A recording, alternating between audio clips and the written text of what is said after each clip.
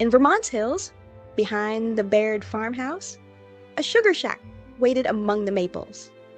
Its roof leaned, its door latched with a hook, and its windows fogged whenever sap boiled down into syrup. Graham Baird kept the place the old way: buckets, taps, a copper pen, and steady stirring. Hazel, 11, had grown up with that rhythm and believed sweetness was something you earned patiently. This year, patience felt thinner than usual.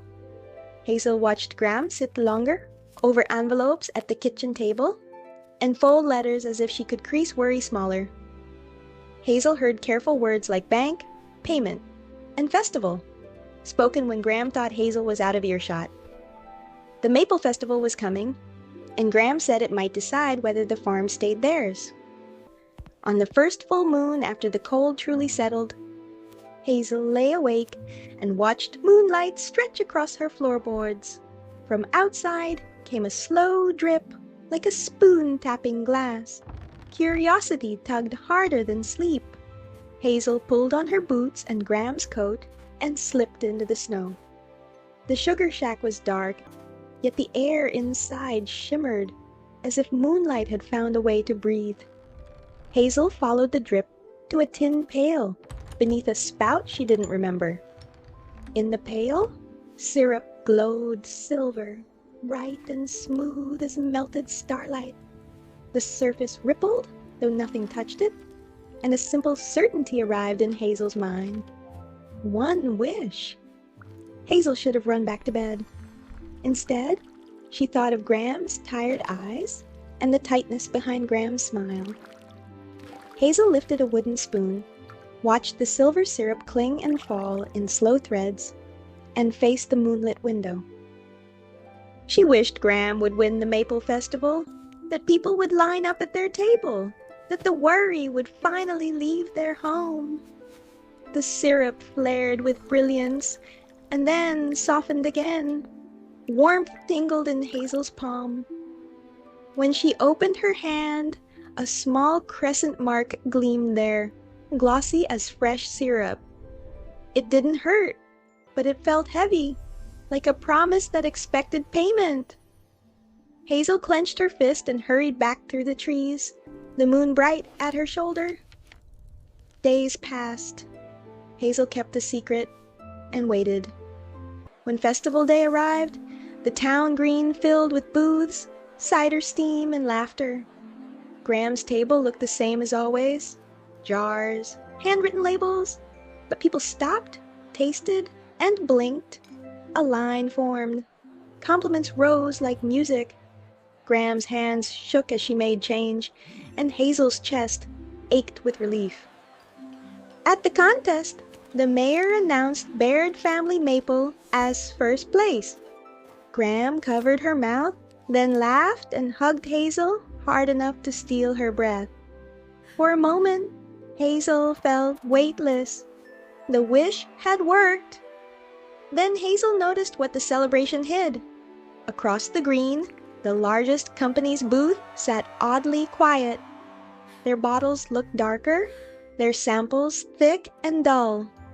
Near the edge of the crowd, Hazel saw her friend Eli beside his father, who stared at his own jars with confusion.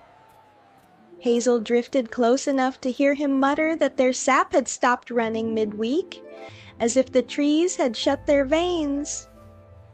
Another neighbor complained about empty buckets. A vendor whispered that their boil tasted wrong. Hazel's stomach tightened. Her palm itched.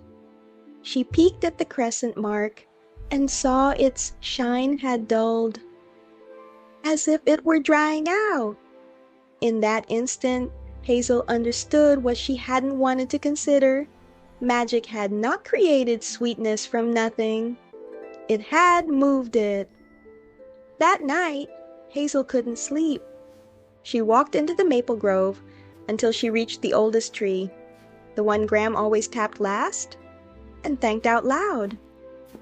Hazel pressed her marked palm to its bark. At first it was only cold wood. Then she felt a slow pulse beneath her hand, steady as a heartbeat. No voice spoke, But understanding arrived anyway, quiet and certain. The maple syrup moon granted wishes with a kindness cost. A wish was a borrowing, and borrowed sweetness had to be repaid. Hazel stood beneath the moon, ashamed. She had wanted to save her own family so badly that she hadn't asked who might pay for it. She pictured Eli's dad watching empty buckets and the worried faces she had seen in the crowd. If the cost was kindness, Hazel decided she would pay it by returning sweetness to the world without taking it from anyone. The next morning, Hazel began with small, unannounced choices. She carried firewood to Eli's porch and stacked it neatly before school. She helped a younger student clean up a spilled lunch, even when her friends kept walking.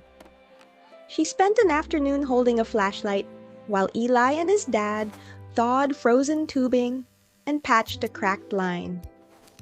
When a neighbor mentioned a broken filter, Hazel asked Graham if they could spare one, and Graham agreed without complaint. Kindness didn't feel as dramatic as a wish. It felt ordinary, like listening and showing up. But it spread.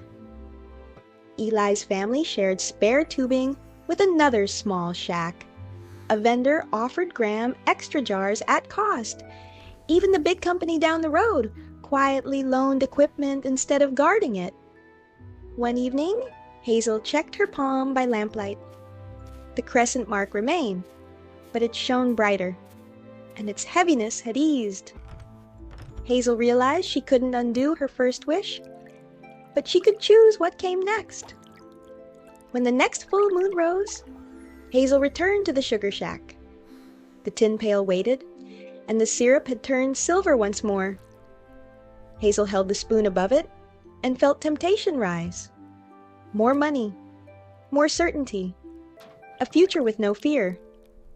Instead, she pictured Graham's relieved laugh and Eli's returning smile, and she pictured a town that didn't have to lose for one family to win. Hazel faced the moon and wished that the season would be sweet for everyone. Every sugar shack, every family, every set of tired hands. She wished the sap would run fair and true, and that the town would remember to share what it had. The silver syrup brightened and then settled into calm. Hazel looked at her palm. The crescent mark glimmered like a tiny moon, light as a promise. In the weeks that followed, sap flowed strong across the hills, and the community boil became the biggest anyone could remember.